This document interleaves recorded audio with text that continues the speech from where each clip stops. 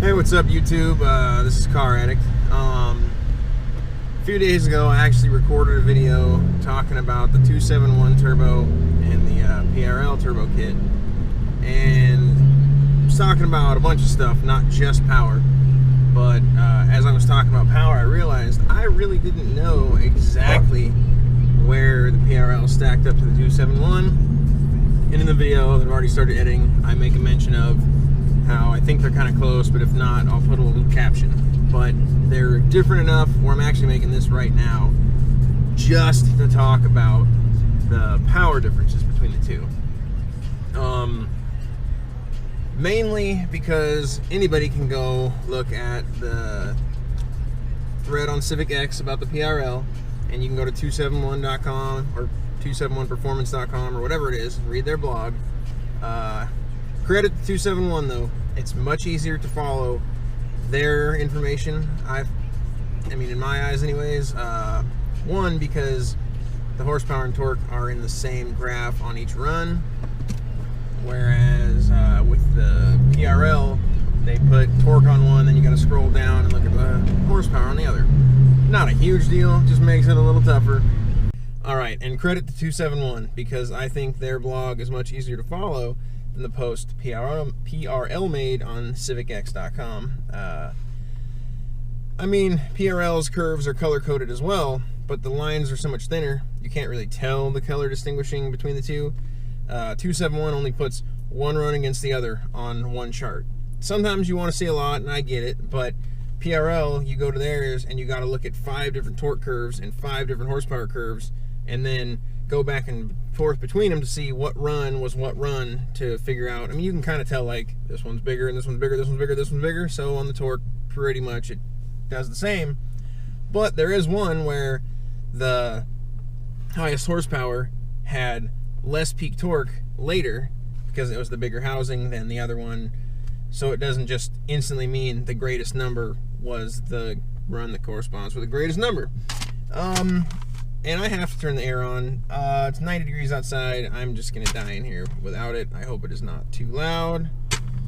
I'll try to talk loud. Actually, since I'm not moving around, I'll just put it right there. So anyways, a couple of the issues of comparing the two are obviously different tuning solutions. And there's actually 3 of them in a way, and I'd get into that more in the other video. But different fuels, different cars, obviously, different dynos, different areas. Anyways, so right off the bat, there is no stock numbers per se. They're all full bolt-on cars, basically. They all have cold air intake, downpipe, front pipe, and intercooler and piping, I believe. I don't know about the clutch in the 271 car. I imagine I know whose car it is. So I believe both cars have the FX 400 as well. But, so 271 with the +9 map in Honda made 240 at 5,600 and 302 at $3,000. Whereas PRL's car with 93 octane, 271's on 91, PRL's on 93. The 23 PSI K-tuner map made 217 at 5,600 and 258 at 3,200, I think it was. My writing is kind of crap. I made one cheat sheet, didn't think it was clean enough, started writing so many freaking numbers, it made this one hard to read. And I'm gonna spit out so many numbers and acronyms and shit that I apologize right now. I'm going to trip myself up with my words, but it's just gonna happen. So, stock for stock, the 271 car, wherever they dynoed, they had 23 horsepower more and about 44 more foot-pounds of torque. The peaks are right about the same, but they started out higher. So I also am going to tell you all the percentages gained at each step. What they did is 271 kept 91 octane, kept the +9 tune. Then they did their turbo. They had 258 horsepower and 294 foot-pounds. It's 258 at 6,200 and 294 foot-pounds at 3,700. So the torque actually moved up 700 RPMs and dropped 8 pounds. while the horsepower climbed 18 psi. There we go. That's the first one. Actually, it's not even the first one probably, but there's the first one I've noticed, really. 258 at 6,200, which is an increase of 18 horsepower, and they moved it up about 600 RPM. So that's 18 horsepower, lost 8 foot-pounds. So they gained 7.5% horsepower, lost 2.6% torque. This is what's kind of not really fair, because PRL is that third tuning solution. They're not tuned, well, they're tuned with K-Tuner, but the boost is no longer controlled by the ECU. So I looked it up. I'll give you the numbers first. So PRL's kit, they made 306 horsepower at 6,500 and 310 pound-feet at 4,300. So they peak another 750 after the 271 peaks, and they peak 1,200 after where the stock turbo would peak. Horsepower 306 at 6,500. That peaks a few hundred later than the PRL, than the 271 did, and it's about 900 RPMs later than stock. And hopefully all these trip ups I do are only screwing me up and you can follow me. So that's an 89 horsepower gain, which is 41%. That's big. And a 52 pound-foot gain, which is 20%. That's pretty big. However, I don't know exactly how fair it is, because the PRL turbo, once it goes to that boost level, so they had to target 23 based off the wastegate spring or a manual boost control or whatever they use to hit 23. Once it hits 23, I mean, it's just there. It doesn't taper off. So at least I imagine the turbo is capable of just sustaining 23, because later on they say it sustains 26 all the way. I think they even said it held 23. But I looked up the Honda boost curve. On the Plus 9, it targets 26 at 5 grand. But by 7 grand, it's down to targeting 12 PSI. So that's, what, 11 PSI less at 7 than PRL is targeting or achieving. And I don't even think they're hitting the target, because even though it targets 26, later on in the blog they mention raising it from 23.7 to 24.8. So the Honda Plus 9 isn't really getting 26, it's getting 23.7. So as far as I know, this is a 23.7 run that tapers off compared to a 23 PSI PRL run that holds it. That is possibly why the PRL makes so much more horsepower. Not necessarily, but they did go ahead, and the guys at 271 customized the Plus 9 a little bit, raising the boost to 24.8 instead of 23.7. They did some ignition and stuff like that. And anyways, then they came back with 282 at 62 and 301 at 37. So basically they brought the torque back up to stock levels, but it's still 700 RPMs later. But they got the horsepower up 42 horsepower over stock. So now they're only looking at 17% increase, while PRL still had the 41% increase. But I don't know what the boost target was on that. They customized it, so maybe they were holding 24 to the end.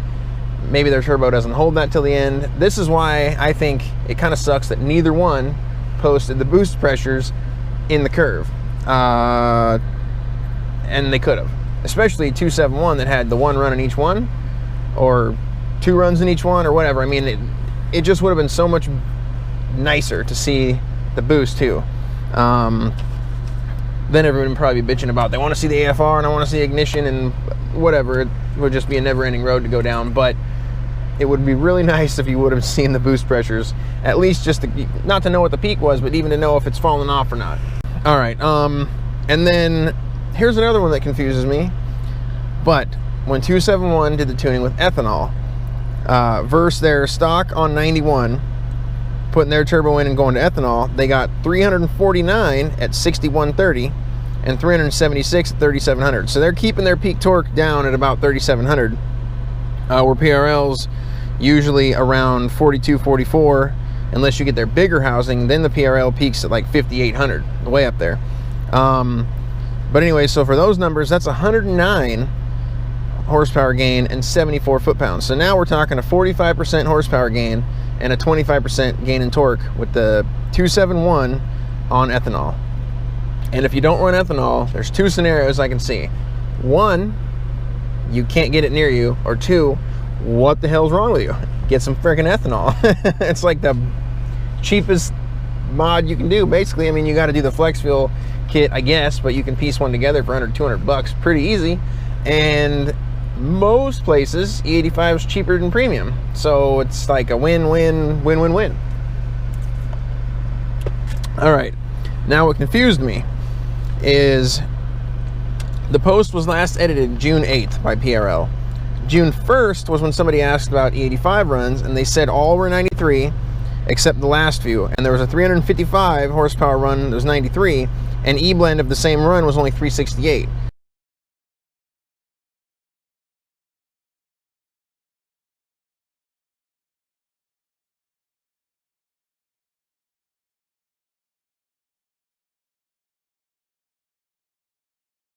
So I don't know why they're only getting such a small boost in power with the E-blend. And I didn't see a 355 wheel horsepower run. I saw a 353 point something. So maybe that they rounded up to 355 instead of 354. But I don't know. It just that's why I don't know what fuel these PRL numbers are I'm about to give you.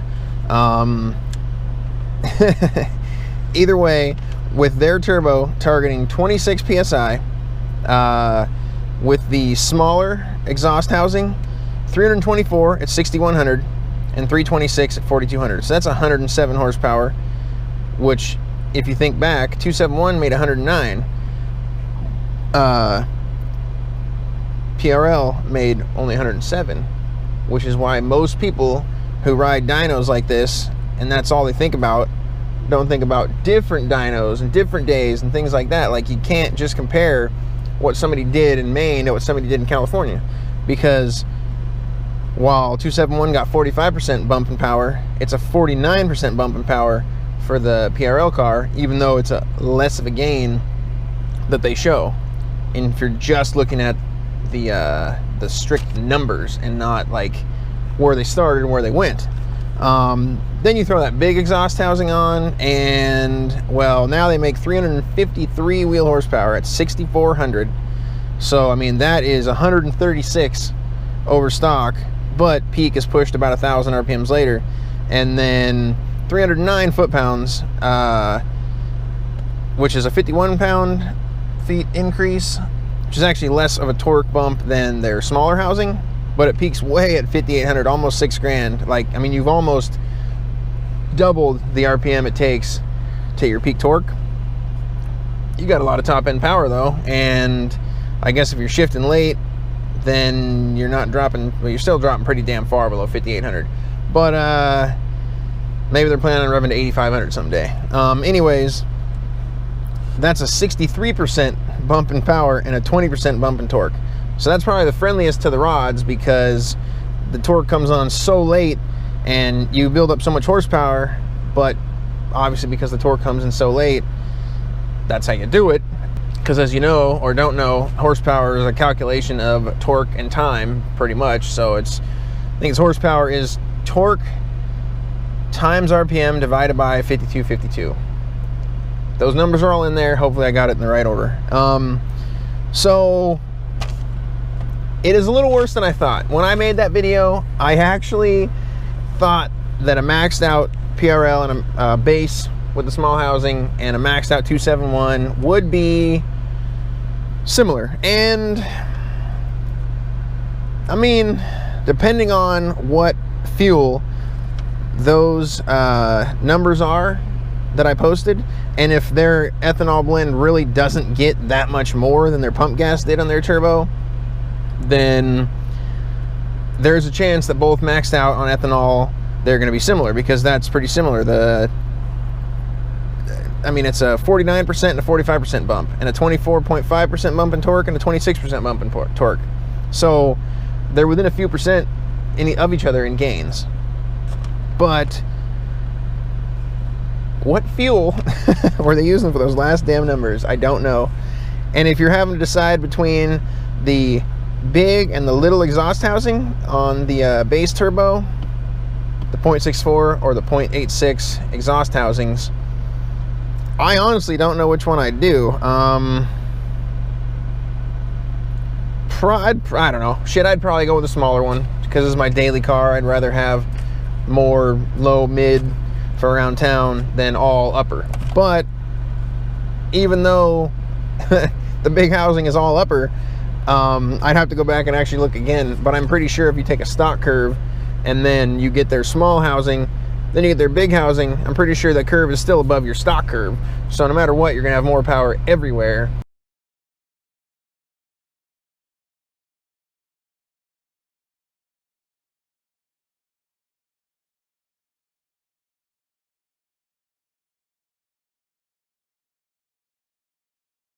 It's just, where do you want your most power? I want mine a little bit lower, so I'd probably do the small housing. However, like you'll hear in the other video, I just don't have that ambitious of plans for this car. I mean, I would love to, but I'm just not going to do it. If I can get an extra 50% horsepower from where I'm sitting at now, and actually these are SIs, I got the base model, so I should easily get a well, actually not from where I'm sitting on now. Actually, yeah, I'm not running ethanol right now. Pump gas is in this piece, so I should easily get like another 50% horsepower from where I'm sitting right now. I mean, that's plenty. I know that damn phrase doesn't really ever ring true. You can never say, it's enough power, it's fast enough, because it's horseshit. It's never fast enough, it's never got enough power. Your car stereo is never loud enough. I mean, it's just, I mean, I don't know. That's me. Maybe there are some people that can get fast enough, loud enough, powerful enough, big enough, whatever. I mean, yeah, I'd like to be bigger, but I'm just not going to be. Anyways, I'm just gonna shut up now because now I'm rambling about some bull crap. But there you go. I tried to break down the power numbers a little better. All right, real quick though, I'm gonna try to break the numbers down real quick as a little recap here. So no tuning, the 271 will get you 258 horsepower and 294 foot-pounds. So basically, you're gaining 18 horsepower, you're losing 8 pounds of torque, everything's shifting over about 600 RPMs, and that's kind of what you expect though. I mean, it is an upgraded turbo, but it's nothing crazy. The car was already full bolt-on, already tuned, so you shouldn't expect a whole lot of difference when you're running the same tune, similar turbo. I mean, as different as it is, similar. However, with their customized +9, 282 and 301, so then you're at 42 horsepower increase, stock torque level, again everything over about 600 RPMs. With ethanol 271, 350, 376, so 109 horsepower, 74 foot-pounds, which is a 45 and 25% gain respectively. Going back to PRL, just running the wastegate, which does what it wants, which basically sounds like it hits its target and holds it until you let off. 306, 310. That's an 89 horsepower and 52 pound-foot gain, so 41 and 20%. But everything's moved over. I mean, horsepower has moved over 1,000 or a little more. Or about 1,000, and torque's moved over 1,300. So the power comes in later, but there's more of it. I can't tell you the ethanol numbers, or maybe I can. Either way, small housing 324, 326, big housing 353, 309. So you can either choose to gain 50% horsepower, 26% torque, or go with the big housing. It's 63% increase in horsepower, but only 20% in torque. And the small housing, horsepower comes in 500 RPMs after stock, torque is 1200 after stock, or about 1100, whatever. With the big housing, the peak horsepower isn't really that much later. It's only 800 RPMs past factory, but the torque comes in at 5,800, which is 2,800 RPMs past the factory point. All right, I got all that from these little numbers here, so I stretched it out. Anyways, thanks for watching. Please subscribe. Look out for the video coming that has the rest of my thoughts on the two turbos, and I'll explain a little bit more then why, even though now the numbers are slightly swaying me for my goals for the price, I still think I'm going to do the 271, or cross my fingers and hope that Pure comes out maybe in the middle of the power figures and similar to 271's price, or similar to the Power, lower in price. I don't think so, but you never know, and I got time, so I'll talk to you guys later. I'll let you know if I find out anything more on that Pure Turbo. Last I checked, it was close to being finished, but that was a while ago. Maybe they just don't want me to tell you guys anything anymore. All right, I'm out.